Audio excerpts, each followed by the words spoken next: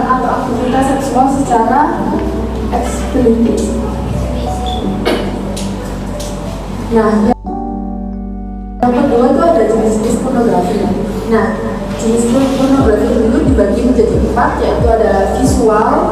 Nah, visual sendiri itu seperti gambar, video, atau film yang menampilkan aktivitas secara seksual atau ketelanjangan.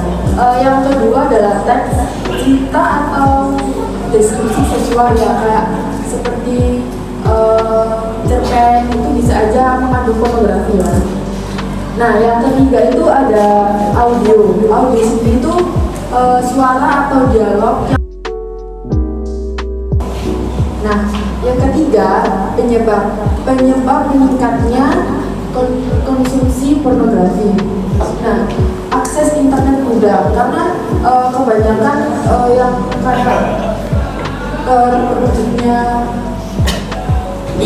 meningkatnya konsumsi pornografi itu biasanya kan kebanyakan dari internet yang gampang banget diakses. Nah, yang kedua itu rasa ingin tahu, terutama di kalangan remaja seperti kita ini ya. Yang ketiga pengaruh media sosial. Nah, yang keempat dampak pornografi. Nah, dampak pornografi itu ada 2, yaitu yang pertama adalah psikologis. Yang pertama itu kecanduan, mirip dengan kecanduan narkoba.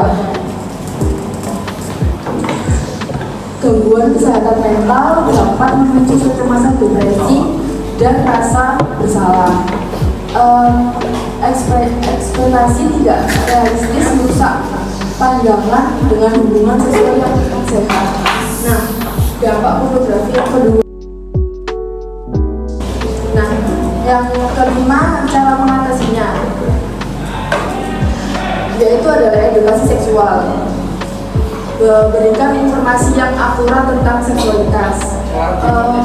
Edukasi seksual ini harusnya dimulai dari remaja supaya kita mengerti bahwa pornografi itu nggak baik ya, dan dampaknya itu berat banget. Nah, yang kedua itu kontrol akses digital. Gunakan filter internet dan perangkat lunak kontrol orang tua. Nah, di zaman sekarang itu pasti kita pakai sosial media. Peran keluarga dan masyarakat. Kita harus tahu bahwa peran kita sama keluarga dan masyarakat setempat atau teman-teman kita itu sangat berpengaruh ya. Komunikasi terbuka, orang tua harus berbicara dengan anak tentang bahaya pornografi. Nah, kembali yang tadi, edukasi seksual itu sangat penting ya teman-teman. Nah, yang kedua itu pendidikan moral, ajaran nilai moral yang kuat oleh masyarakat dan sekolah, pengawasan orang tua, pantau akses orang.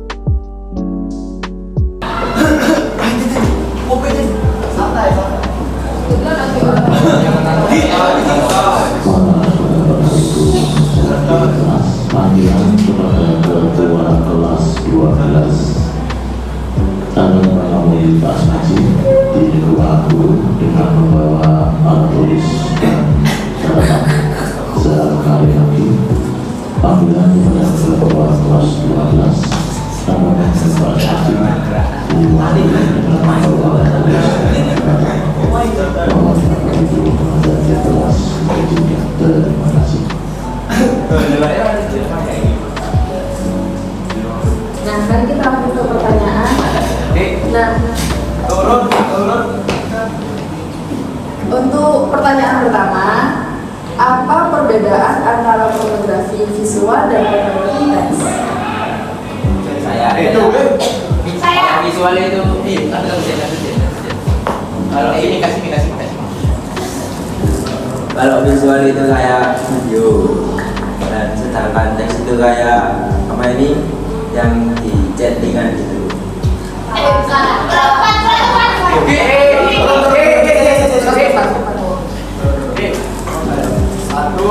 Turun semua. Sportif ya guys. Cica. Turun. 1, 2, turun. 1, 2, 3.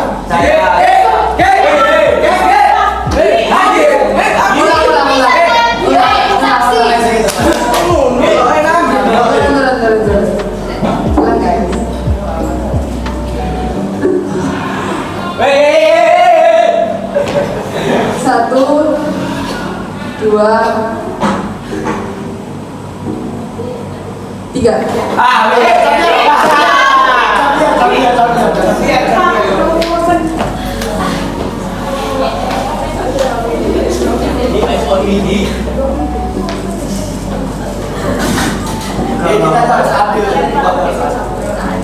Kalau pornografi visual itu kayak gambar, video atau film. Kalau pornografi teks itu bisa kayak cerita atau deskripsi, ya, deskripsi seksual. Terima kasih. Benar sekali.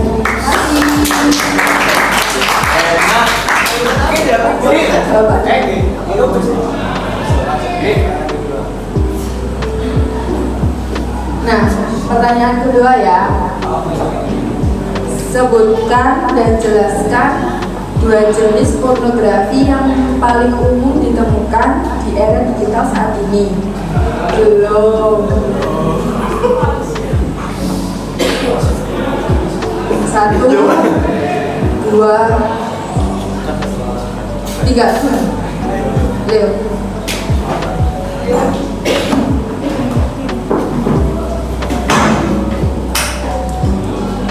Mik.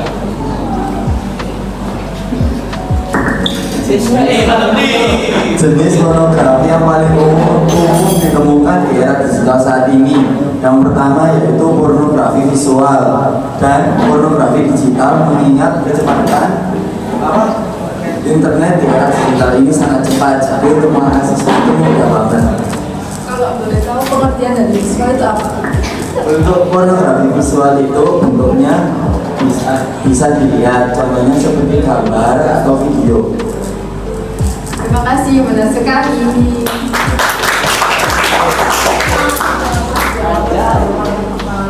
Nah, kita lanjut aja ke pertanyaan ketiga, yaitu apa saja dampak psikologis yang dapat ditimbulkan oleh konsumsi pornografi secara berlebihan?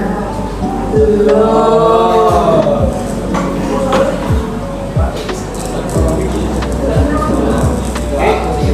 Satu, turun. 1, 2, 3.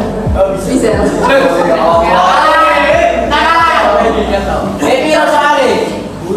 Siapa mana? Deloknya nanti om. Sumpah. Deloknya nanti. 5. 10. Dampak pornografi secara psikologis yang pertama ada kecanduan, menimbulkan kecanduan narkoba. Yang kedua ada gangguan kesehatan mental. Yang ketiga ada ekspektasi tidak realistis. Yang keempat ada dampak. Oh ya, udah aja. Terima kasih.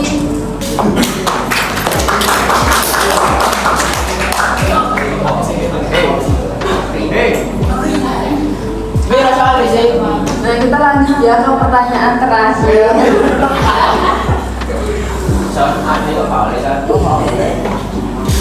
Nah, pertanyaan terakhir itu adalah bagaimana peran keluarga dalam mencegah anak-anak dari paparan pornografi di era digital?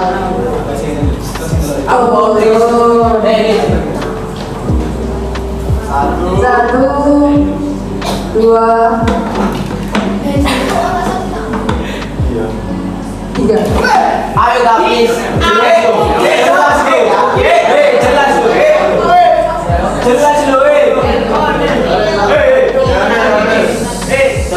Jelas. Yang tujuan dari Bu Apel dan Eki Lionel. Harus adil sama anti mulai.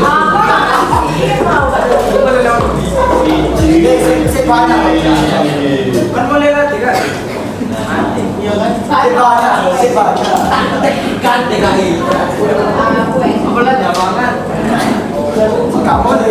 Peran keluarga dalam mencegah anak-anak dari paparan pornografi di era digital adalah yang pertama komunikasi terbuka, yang kedua pendidikan moral, dan juga pengawasan orang tua atau aktivitas oleh anak-anak.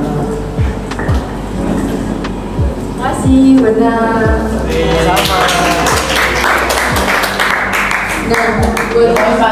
Nah, terima kasih udah yang menjawab pertanyaan.